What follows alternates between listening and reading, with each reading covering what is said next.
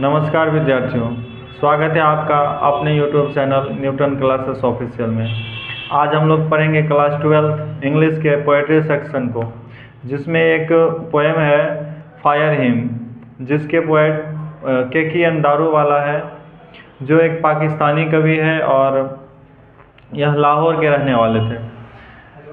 पारसी समुदाय को मानते थे, तो पारसी धर्म में जो अंतिम संस्कार होता है उसके बारे में बताया था कि एक दिन यह बर्निंग घाट जाता है, मतलब शमशान घाट जो हिंदू धर्म का होता है वहाँ, और वहाँ के दृश्य को जो देखता है उन सभी चीज़ों को इस कविता के माध्यम से बताने का प्रयास किया। साथ ही साथ इसमें उनको क्या अच्छा लगा क्या खराब लगा उस चीज़ों को भी बताया है। तो फायर हिम का हम लोग समरी अभी पढ़ेंगे। फायर हिम राइटर नहीं, पोएट का जो नाम है वह KKN Daruwalla. Fire Hymn is a nice, heart-touching poem that is highly composed by an outstanding Indo-Anglian poet KKN Daruwalla. मतलब फायर हिम एक हृदयस्पर्शी कविता है that is highly composed by an outstanding Indo-Anglian poet KKN Daruwalla, जो लिखा गया है और आउटस्टैंडिंग है, मतलब सबसे अलग है। जितना कविता हम लोग पढ़े उस सबसे क्या है, थोड़ा अलग है। पोएट का नाम है KKN Daruwalla. He is one of the best poet of English literature मतलब होता साहित्य। वह अंग्रेजी साहित्य के महान लेखकों में से एक है। In this poem the poet has presented मतलब होता प्रस्तुत करना, presented a very realistic scene of funeral rites performed after that at the burning ghat where dead bodies of Hinduism are burnt। मतलब कहता है क्या, in this poem the poet has presented, इस कविता में कवि ने प्रस्तुत किया है very realistic scene of funeral rites of performed after the death at the burning ghat मतलब शमशान घाट होता है, where dead bodies of Hinduism are burnt। इस कविता में कवि ने यह बताया कि जहाँ हिंदू लोग डेड बॉडी को जलाता है ना, वह घाट के बारे में बताया। उस घाट को बर्निंग घाट बोलते हैं, अर्थात शमशान घाट। जो सीन रियल में देखा, सच में देखा, उन्हीं चीज़ों के बारे में बताया।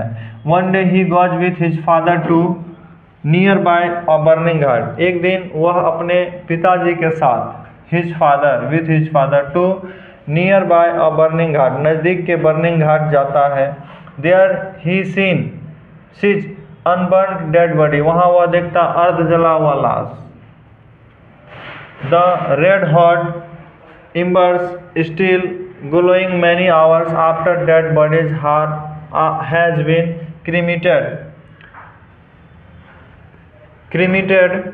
Really the sight of that half burned dead body in darkness of night।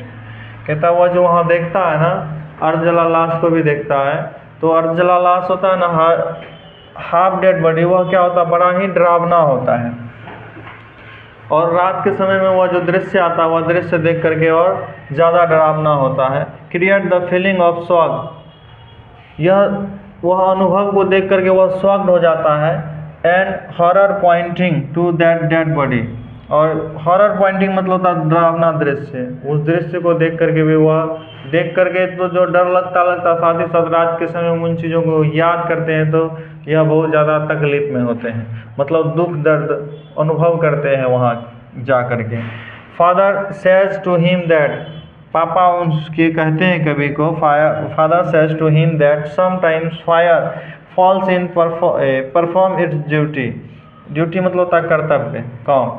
ऐसा होता है ना, कभी कभी आग अपने कर्तव्य को भूल जाता है, इसीलिए डेड बॉडी क्या हो जाता है, आधा अधूरा रह जाता है। इनके पिताजी लेखक कहते हैं, being a Parsi and worshipper of fire as a god. Parsi धर्म में ना, पारसी धर्म के लोगों को लोग क्या करते हैं, आग को देवता मानते हैं और आग में ना डेड बॉडी को जलाते नहीं हैं।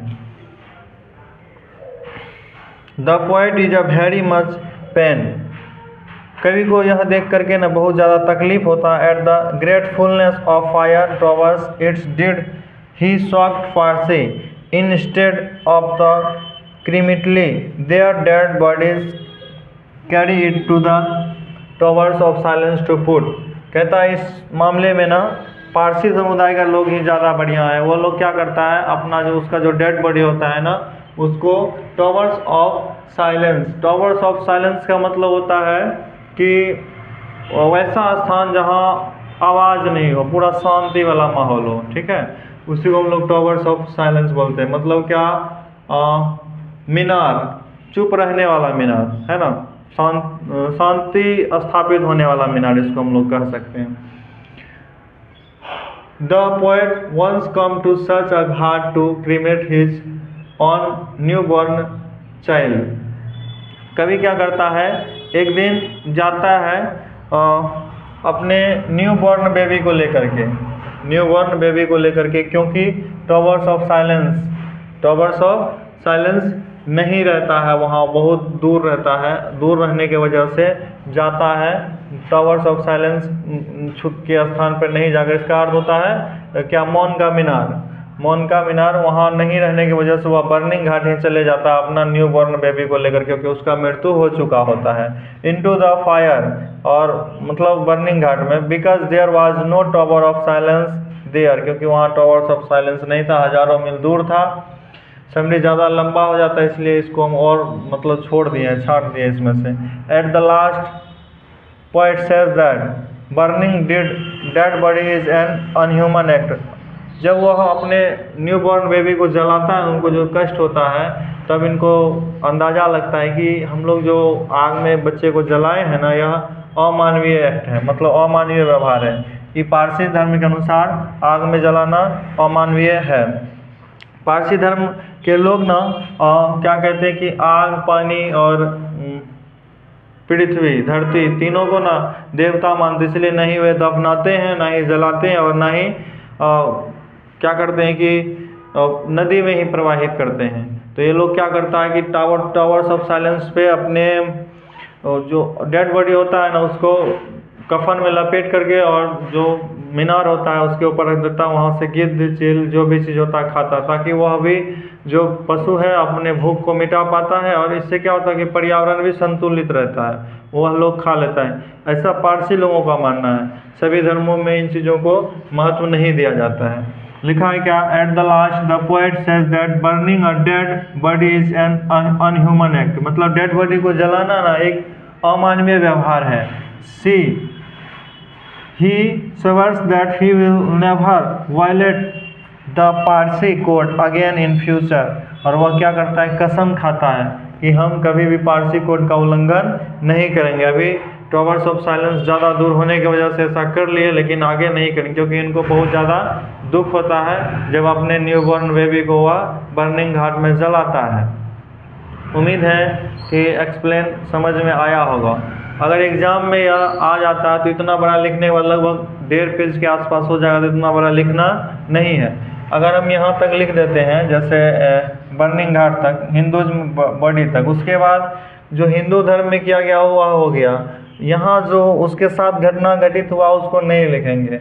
उसके बाद जो कवि बताता है कि हम लोग जो पारसी धर्म का उल्लंघन किए, तो यहाँ से the poet once come to such a ghat cremate, यहाँ से लेकर के हम लोग यहाँ तक लिख सकते हैं। इससे क्या होगा कि एक पेज में एडजस्ट हो जाएगा, और जितने शब्द में समरी लिखने के लिए एग्जाम में कहता ना, हम लोग उतना लिख पाएंगे, और समरी बड़ा भी नहीं हुआ होगा। ठीक है, धन्यवाद।